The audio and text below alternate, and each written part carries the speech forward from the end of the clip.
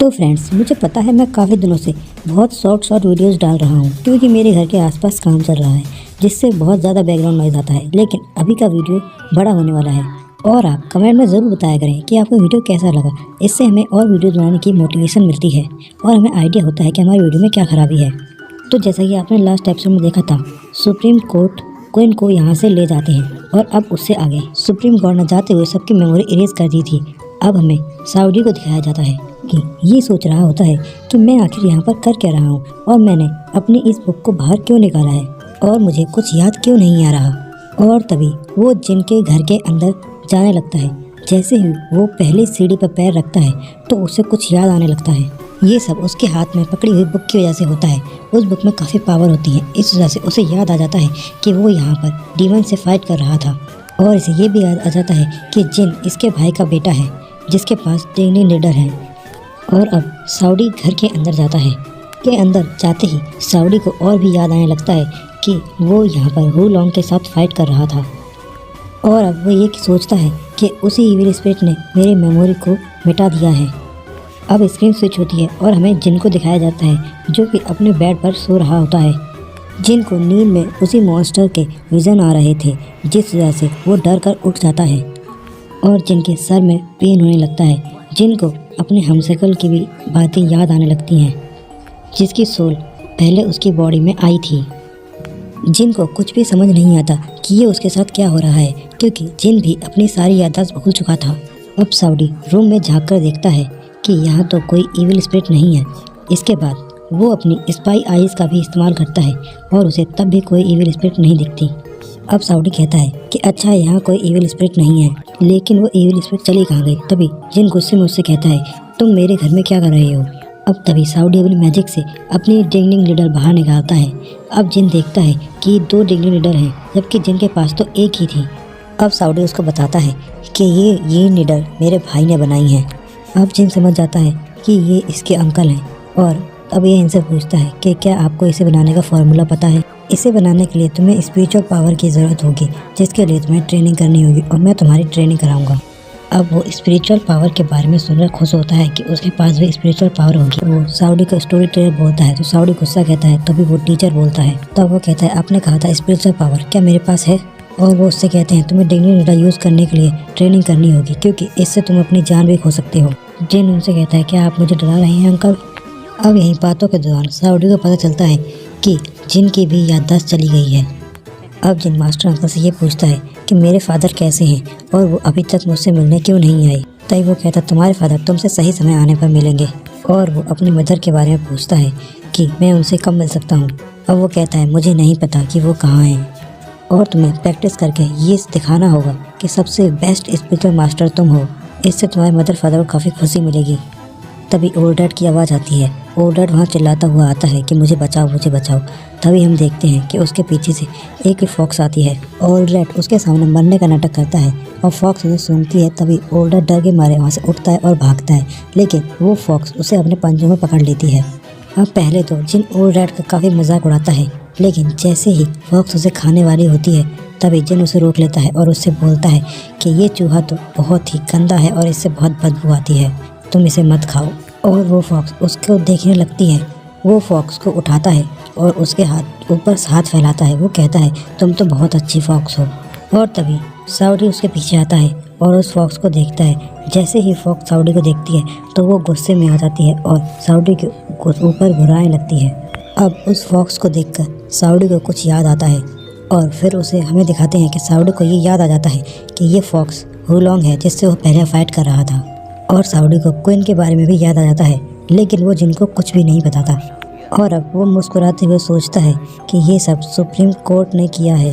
अब जिन उनसे पूछता है कि क्या हुआ तो वो बताते हैं कि बस तुम इतना समझ लो कि तुम्हारी मेमोरी गायब हो गई है, तुम इस बुक को अपने पास रखो।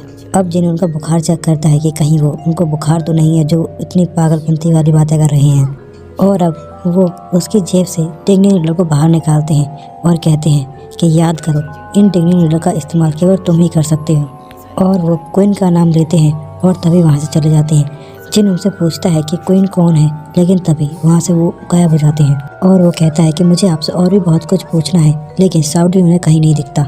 लेकिन तभी उसे बाहर एक स्पिरिचुअल एकेडमी का रिकमेंडेशन लेटर मिलता है। वो एक लोगामी एकेडमी का रिकमेंडेशन लेटर था जिसमें जिनका नाम लिखा हुआ था। ये रिकमेंडेशन लेटर साउडी ने उसको दिया था। उसमें लिखा होता है कि कल्टीवेशन करो और तुम अपने आप को पहचान जाओगे। अब हमें दिखाते हैं कि सीडाली उन दोनों नीलों को निकालता है और उनको अलग करता है, तो उसके बीच में एक लेटर होता है।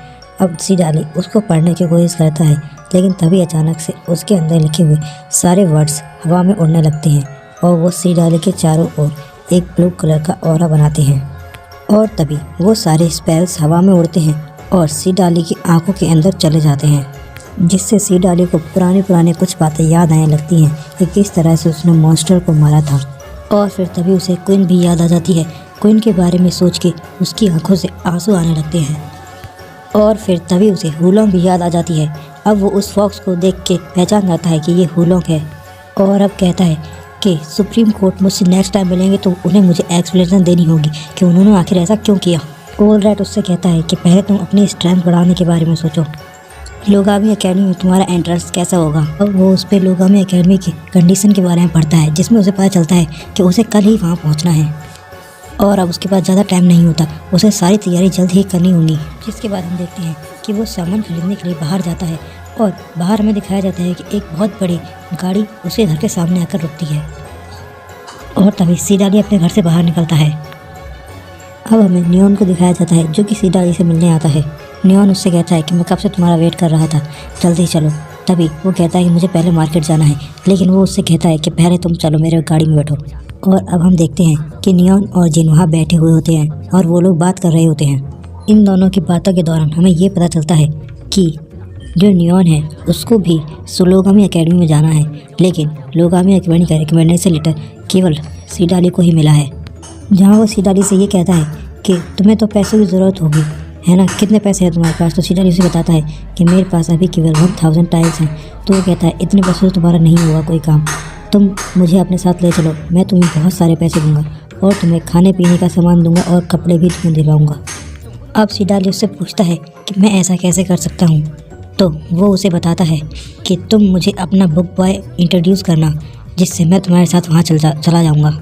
यहाँ हमें ये पता चलता है कि लोगामी एकेडमी एक बहुत बड़ी एकेडमी होती है जिसमें किसी को भी आसानी से एडमिशन नहीं मिलता है। इसीलिए तो नियॉन इतना अमीर होकर भी उस एकेडमी में एडमिशन नहीं ले पा रहा है। अब नियॉन अपने सर्वेंट को बुलाता है और उससे यहाँ कुछ रखवाता है। अब जैसे ही वो उसके ऊपर से कपड़ा हटाता है तो हम देखते हैं कि ये बहुत सारे टाइल्स यहाँ रखता है। टाइल्स यानी कि बहुत सारे पैसे। और इसके बाद ये सीडाली के लिए नए कपड़े भी अरेंज करवाता है, जिसे पहन के सीडाली को बहुत ही अनकंफर्टेबल और अजीब फील होता है। अब इस तरीके से सभी लोग सीडाली को देखते हैं तो वो सोचते हैं कि सीडाली इतना अमीर कैसे हो गया कि वो इतने बड़े बड़े लोगों के साथ घूमता है। लगता है सीडाली की कोई लॉटरी लगी है, उसकी तो एकदम किस्मत ही चमक गई है। सभी लोग ये देखकर चौंकते हैं। अब सीडाली नियॉन के सामने आता है और उससे कहता है कि मुझे तो इस ड्रेस में बहुत अनकंफर्टेबल फील हो रहा है। कहता है कि अमीर लोग तो ऐसे ही रहते हैं और तुम भी ऐसे ही रहना सीख लो। देखते हैं कि वो सभी लोग लोगामी एकेडमी के लिए निकल जाते हैं और अब रास्ते में सीडाली को वही लोग दिखाई देते हैं जो कि अजीब से मास्क लगाकर चलते हैं। सीडाली ये सोचता है कि इन लोगों को तो ली फैमिली ने इनवाइट किया था, ये लोग यहाँ क्या कर रहे हैं। और अब ये लोग होंगमोंग माउंटेन की ओर निकलते हैं और ये एपिसोड यहीं पर एंड हो जाता है। अगर आपने अभी तक हमारे चैनल को सब्सक्राइब नहीं किया तो अभी सब्सक्राइब करें। और जैसा कि आपने बैकग्राउंड में नॉइज़ सुनी ही है कि मेरे घर के आसपास काफ़ी काम चल रहा है, इस वजह से मैं शॉर्ट वीडियोज़ डाल रहा था, लेकिन मैं अभी टाइम निकाल के थोड़ी बहुत वीडियो बना लेता हूँ। इसे बनाने में काफ़ी टाइम लगता है।